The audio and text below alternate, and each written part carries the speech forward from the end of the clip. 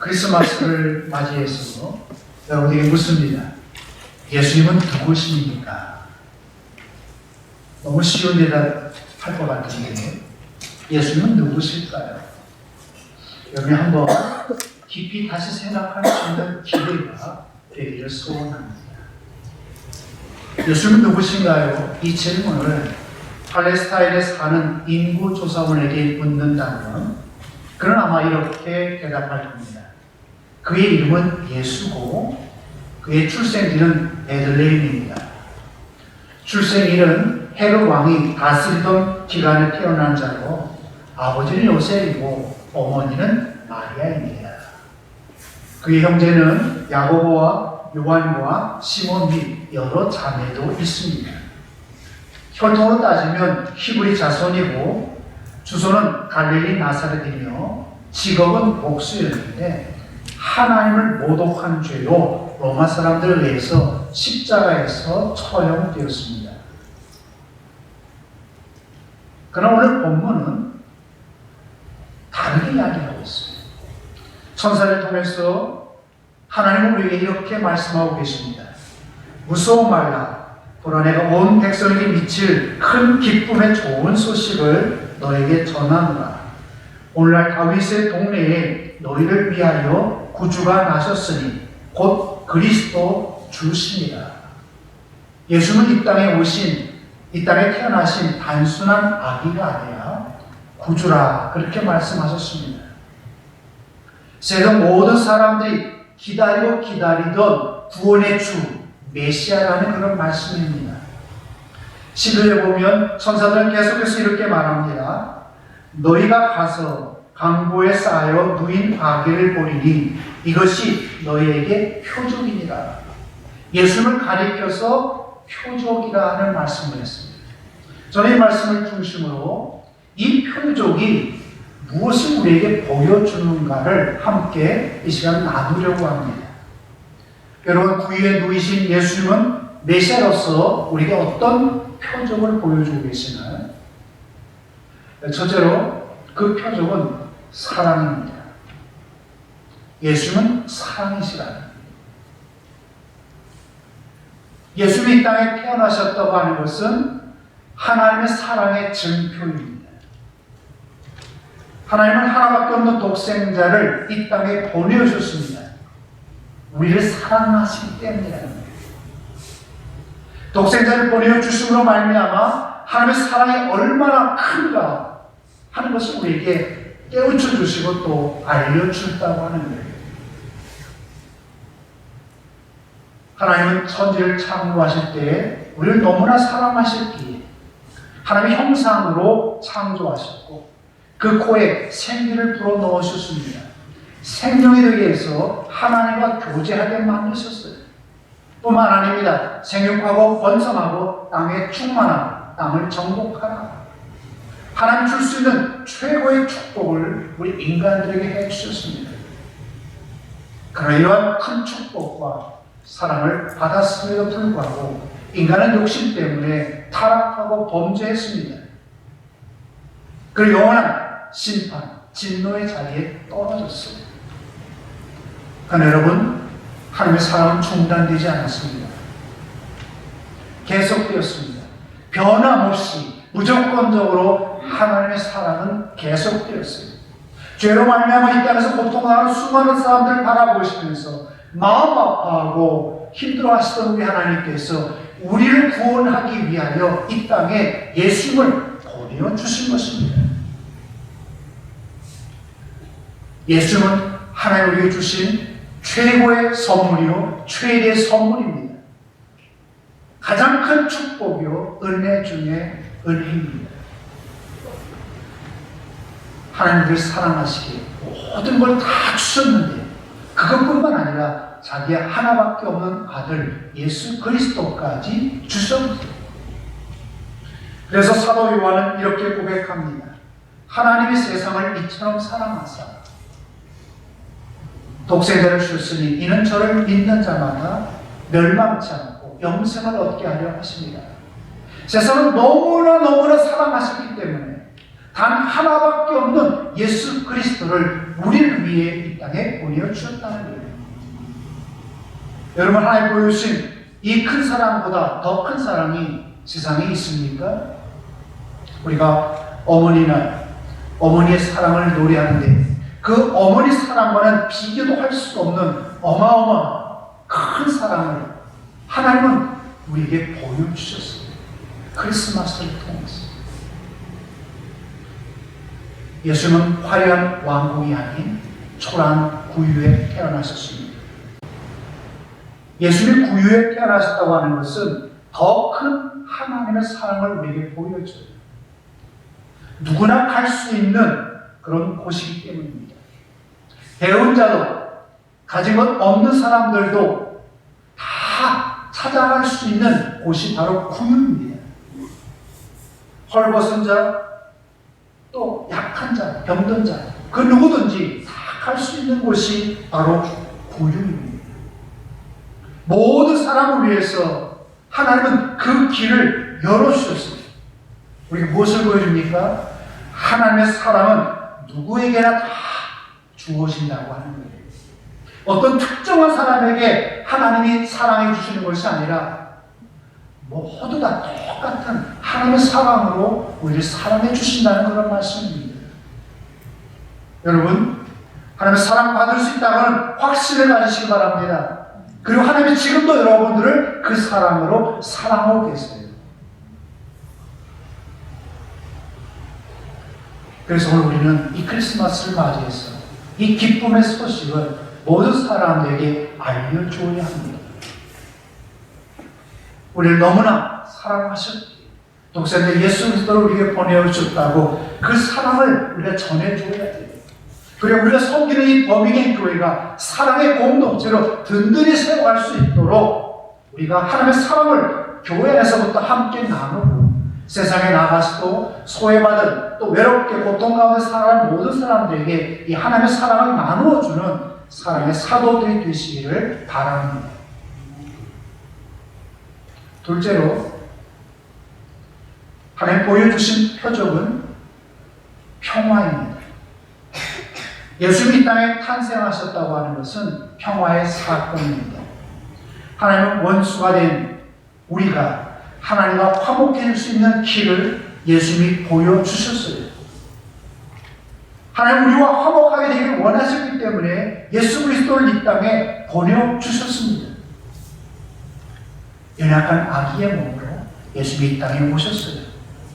창과 칼을 든 강자의 모습으로 이 땅에 오신 것이 아닙니다. 그 어떤 세상의 힘도 지위도 없이 이 세상에 오셨어요. 그래서 천사들은 목자들에게 이렇게 말했습니다. 강고에 쌓여 구유에 누인 아기를 보게 될 것이다. 한 아기를 보게 될 것이다. 초라한 구유에 태어난 강고에 쌓인 아기를 보게 될 것이다. 이 말을 들었을 때 목자들은 실망할 수도 있었어요. 메시아가 오신다고 그러는데 어떻게 이렇게 초라한 곳에 오실 수 있을까? 참 낙심할 수도 있었습니다. 실제로 이러한 예수님의 모습 때문에 많은 사람들이 예수님의 탄생 사실을 몰랐어요. 뿐만 아닙니다. 예수님을 영접하지도 않았습니다. 자, 여러분, 예수님이 왕궁에서 태어난다고 하였으면 어떠했을까요? 예수님이 태어나기 전부터 많은 사람들이 예수님의 탄생을 기다렸을 겁니다. 예수님이 탄생하실 때 수많은 사람들이 몰려들어서 예수님의 탄생을 축하하며 환영했을 거예요. 파티를 열었을 것입니다. 예수님은 초라하게 평화롭게 구유에 누워 탄생하셨습니다. 아기는 평화의 상징입니다. 우리는 얼굴에 미소를 머금고 평화롭게 누워있는 아기 예수님의 모습에서 전쟁 대신에 평화를 생각하게 됩니다. 우리 이것을 통해서 사람들을 향한 미움 대신에 사랑을 배우고 완악한 마음보다는 선함을 배우게 됩니다. 예수님은 하나님과 우리 사이를 화목하기 위해서 이 땅에 오셨습니다. 서로 시기하고 질투하고 미워하는 우리 사이에 평화를 주시기 위해서 인간의 몸을 입고 오셨습니다. 하나님의 특권을 다 버리고 우리가 평범하게 똑같이 다 만날 수 있는 그런 모습으로 우리에게 오셨어요. 예수님은 헤롯이 자기를 죽이려 할 때에도 폭력을 사용하지 않으셨습니다. 겟세마네 동산에서 베드로가 예수님을 위해서 칼을 뽑고 말고 귀를 내리쳤을 때에도 그 귀를 다시 붙여주시면서 이렇게 말씀하셨습니다. 검을 사용하는 자는 검으로 망하리라. 예수님 폭력 사용하지 않으셨습니다. 그리고 평화를 사랑하시면서 말씀하셨어요. 검을 사용하는 자는 검으로 망하리라.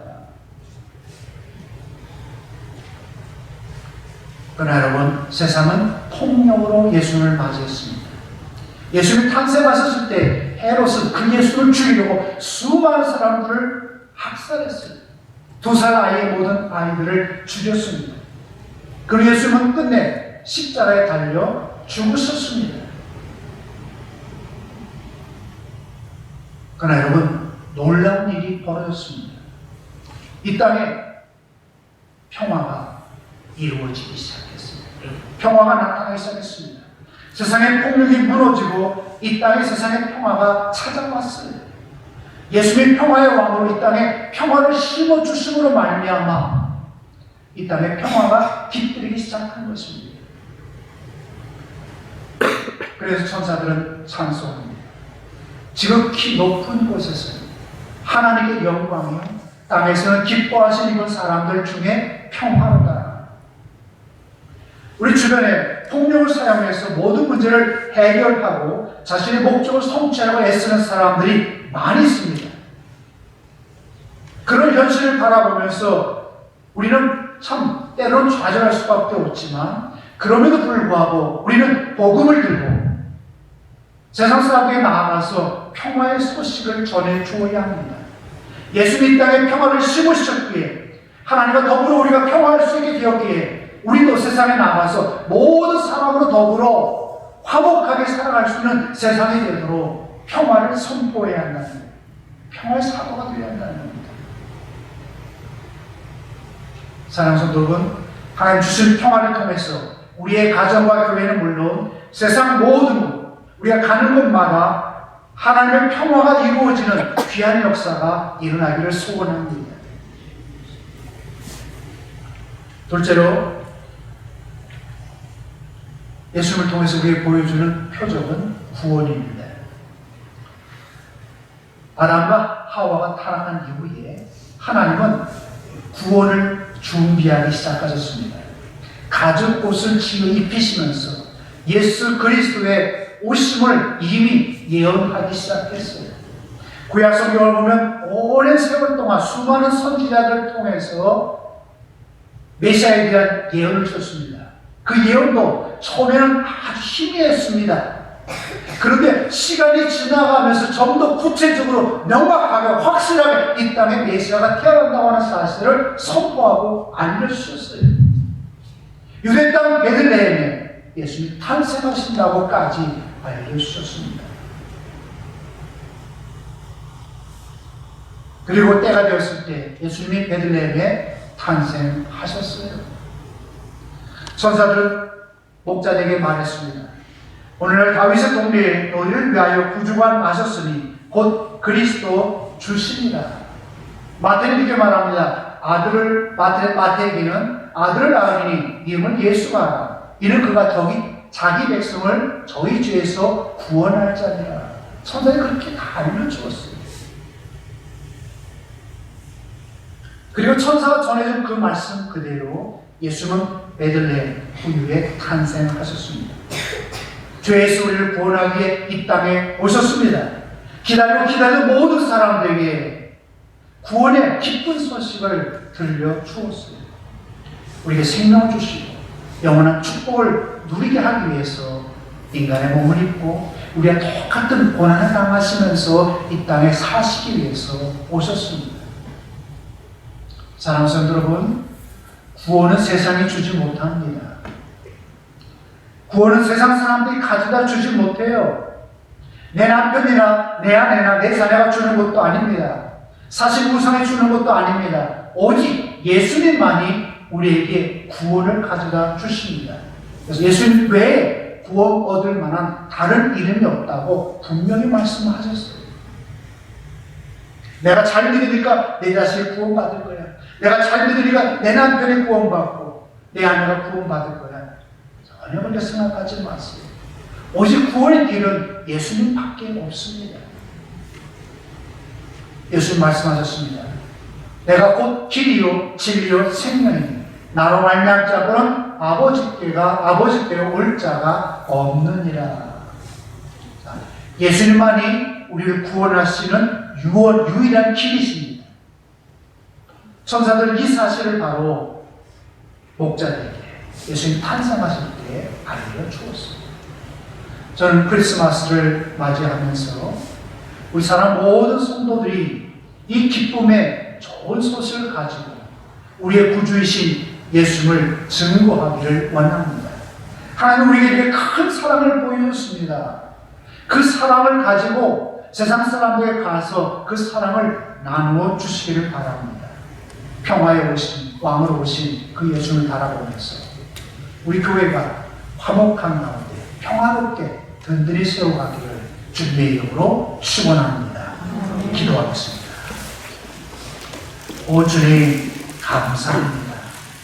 사랑의 왕으로 평화의 왕으로 인간의 몸을 입고 이 땅에 오셨고 또 우리에게 구원의 길을 열어주심을 감사합니다.